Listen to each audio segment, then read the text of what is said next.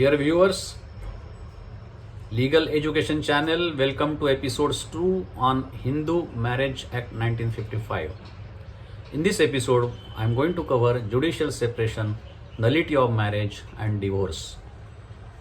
Judicial separation given in section 10 of the Act states that either party to a marriage may present a petition praying for the decree of judicial separation on any of the grounds specified in section 13(1) and in case of wife also on any of the grounds specified additionally in section 13(2). Section 13 deals with divorce and we shall see those grounds next. So the grounds of judicial separation petition and divorce petition are same. Where a decree for judicial separation has been passed, it shall be no longer obligatory for the petitioner to cohabit with the respondent. So, court cannot compel a person to cohabit with his partner. The court, however, may rescind the decree if it considers it just and reasonable. Section 11 says, it talks of void marriages.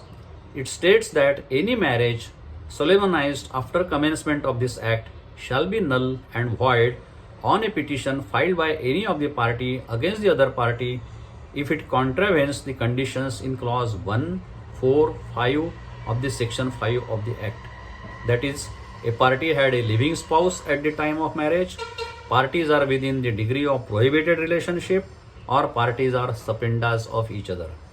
These are the section 1, 4 and 5 of section 5 of the Marriage Act.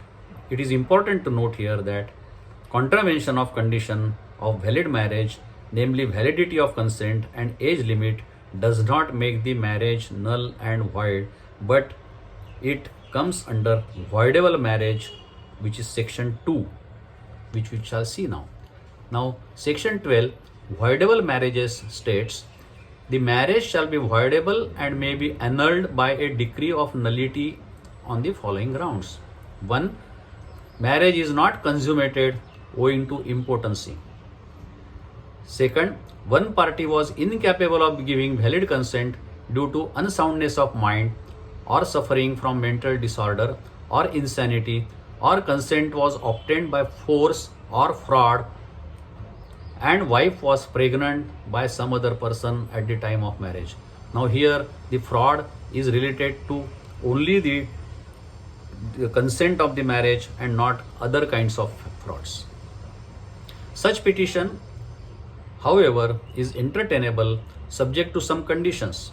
For example, the petition should be filed within a period of 1 year after the facts were discovered, and in case of pregnancy, marital intercourse has not taken place after the discovery of the fact. Thus, in case of voidable marriages, the marriage is not void ipso jure from its inception, but a decree will have to be obtained from a competent court declaring the marriage void, and marriage will continue to subsist until such decree is passed. Also, it must be mentioned here that the condition of 1 year period is not applicable to petition for annulment of marriage section 11. Also, the petition must be filed by one party against the other, and no third party has any locus standi and cannot file a petition on behalf of the parties. Let's see now what are the grounds for divorce, and the same grounds as we have seen earlier are for judicial separation as well. Now, the Act states that any marriage solemnized whether before or after the commencement of this Act may, on petition presented by either the husband or the wife, be dissolved by the decree of divorce on the ground that the other party has committed 1. Adultery, that is sexual intercourse with someone else voluntarily. 2. Cruelty, physical as well as mental. 3. Desertion, that is continuous period of 2 years without reasonable cause. 4th, conversion to other religion. 5th, has incurable unsound mind, that is mental illness. 6th, suffering from incurable form of leprosy. 7th, suffering from venereal diseases in communicable form. Eighth, has renounced the world by entering in any religious order.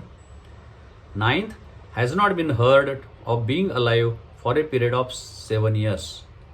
And tenth, no cohabitation for a period of 1 year after decree of judicial separation is passed or a decree of restitution of conjugal rights is passed. Further, the wife only has 3 more additional grounds for filing divorce petition against the husband. And these are: 1. The husband had married earlier to commencement of this act and the earlier wife was alive, which resulted into bigamy. Second, husband is guilty of rape, sodomy or bestiality. Third, wife marriage was solemnized after 15 years of her age and she has repudiated it before attaining age of 18 years. And lastly, a decree of maintenance is awarded to her. She is living apart and a cohabitation has not taken place for the period of 1 year minimum. Section 13A states, in case of the grounds other than the conversion of religion, renunciation of world, and not heard alive for 7 years, the court may, if it opines just to do so, based on the circumstances, pass a decree instead of divorce, but a decree of judicial separation. This comes as a alternate relief in divorce proceedings. Now let's see what section 13B says. A petition for dissolution of marriage by a decree of divorce may be presented to district court by both the parties together on the ground that they have been living separately for a period more than 1 year because they have not been able to stay together and have mutually agreed that their marriage be dissolved. So this is a mutual agreed dissolution application. On the notice motion of both the parties made not less than 6 months after the date of presentation of petition and not later than 18 months, if it is not withdrawn, the court, on being satisfied after hearing the parties, may pass a decree of divorce. Section 14 states that no petition for divorce can be presented within 1 year of marriage. So the whole concept is to preserve the institution of marriage as much as possible. This is what Hindu Marriage Act.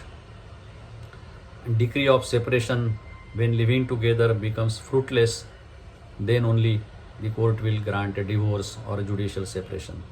Also, it must be noted that how to live an individual's life is a fundamental right of individual conferred by Constitution of India, and court cannot just compel an individual to cohabit with each other. The children born here are legitimate irrespective of the marriage is decreed null and void. However, the child shall not have any right on property other than that the right of the property of the parents. There are rules as regards to maintenance to be paid, permanent alimony, custody of children, divorce proceedings to be held in camera, etc.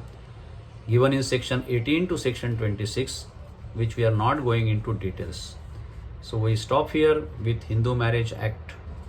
Thank you very much for viewing.